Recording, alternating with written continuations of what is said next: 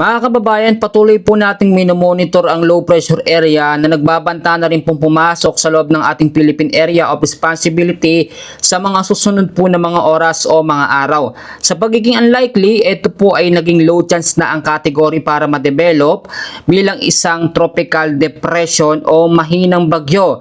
Nakakaapekto na rin po ito sa ilang bahagi ho ng ating bansa. Mamaya alamin ho natin. Gayun din, tututukan natin ito nga pong Super Typhoon Dolphin na tumaas po ang tsansa na magkaroon po ng pagpasok o paglapit sa ating Philippine Area of Responsibility. Pero may mga senaryo tayong tinitignan, pwedeng tumaas yan, pwedeng magbago ang track pataas, at pwedeng bumaba at maka-epekto po sa ilang bahagi ho ng ating bansa. So unahin na muna natin itong low pressure area na nasa labas pa sa ngayon ng ating par at papasok po sa mga susunod na mga oras. At ngayon meron po itong lokasyon na 1,195 east of southeastern Luzon. Bagamat ito po ay nasa low chance ang category bilang bagyo na mabuo, hindi pa rin natin inaalis yung mga posibilidad. Pero dahil po aktibo ang easterlies o malisangang hangin na nanggagaling sa karagatang Pasipiko, pwede itong malawsaw kapag mas uminit pa. Ngayon po, may mga lugar na po na apektado nito kahit po hindi pa ito totally nakakapasok sa ating par.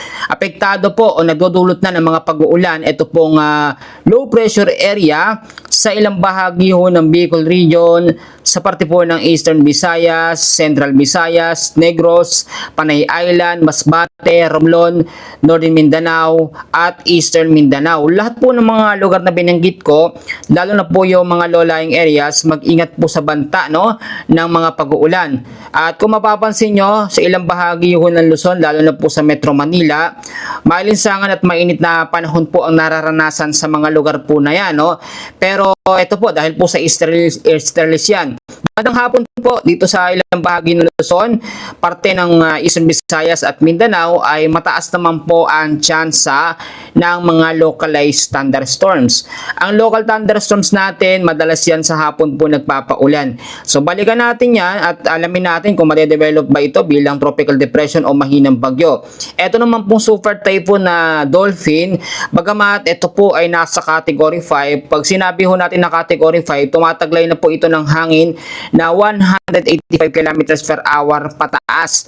Medyo nakakatakot ito, life-threatening po na lakas ng hangin ang meron dito. Yung pinakasentro at pinakamata ng Super Typhoon Dolphin ay hindi naman nakikitang tatama sa ating landmass. Pero yung traffic extension po ng kanyang hangin, nakikita po na didikit sa may bandang taas po ng ating Philippine Area of Responsibility. Pwede pa naman po magbago yon kung tataas pa ang track at direction po ng Super Typhoon Dolphin. Ito po, first week hanggang second week po ng August yan inaasahan na lalapit dito at tsansa na pumasok sa ating par. Kahit hindi pumasok yan, ito po, palalakasin naman ng Super Typhoon Dolphin ng epekto po ng habagat dito po sa may kanlurang bahagi ho ng ating bansa. As you can see po mga kababayan, wala pang habagat ngayon dahil nangyari yung tinatawag ho natin na monsoon break o pansamantalang paghina o pagkawala ho ng habagat. Kapag lumakas na ang habagat o kapag pinalakas na ng Super Typhoon Dolphin ang habagat, maaapektuhan naman po nito ang ilang bahagi po kabilang ang Ilocos Region, ang Central Luzon, Metro Manila, Calabarzon, Mimaropa, Bicol Region, Western Visayas, kasama po ang Western Mindanao. Tandaan niyo po, sa pagsisimula ng first week ng August hanggang sa second week ng August ay makakaranas tayo ng mga pag-uulan dulot po ng habagat. Pag bumalik na po ang epekto ng habagat o southwest monsoon, mawawala naman ang epekto ng easterlies o malinsangang hangin ho na nanggagaling sa may karagatang Pasipiko. Balikan naman natin ito nga pong low pressure area na nasa low chance ang category. Kapag ito naman po ay nabuo bilang isang mahinang bagyo o tropical depression, patuloy po nitong babaybayin ang bahagi po ng Eastern Visayas. Pero habang binabaybay niya kung sakaling maging bagyo po itong LPA, mataas ang chance na ito ay malusaw din dahil po sa malinsangang hangin. Pero ang tendency kapag nabuo na ang habagat, pag pinalakas na o hinatak po ng Super Typhoon Dolphin ng habagat, Ang LPA naman na ito, no, nagbabanta ng pumasok sa ating par ay lalakas bilang tropical depression hanggang tropical storm. Dahil po ang habagat nagpapalakas siya ng mga LPA o mga may hinahong bagyo. Ngayong nalalapit po na Agosto, sa forecast track po o pagtatala ng pag-asa, nasa 2 hanggang 4 na bagyo po ang posibleng pumasok po sa ating Philippine Area of Responsibility. Ang susunod na bagyo po ay tatawagin po nating Luis o kaya naman po Maymay.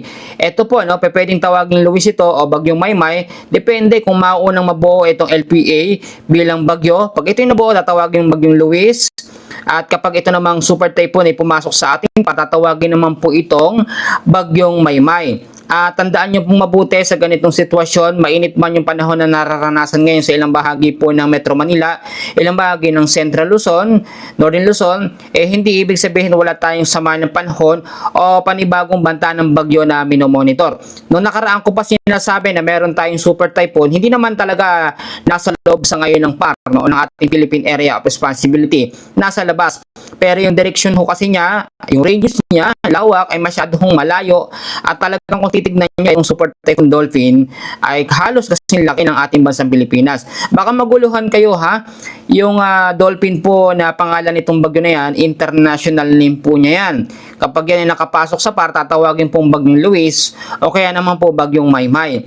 Sa ngayon po, no, yan muna ang ating pinaka-latest na update sa liho ng ating panahon. Mag-ingat ho tayo, lalo na ho sa hapon at sa gabi, laging magdala ng payong, jacket, kapote, panlaban sa mga biglaang pag-uulan. Maraming salamat at God bless po sa inyong lahat.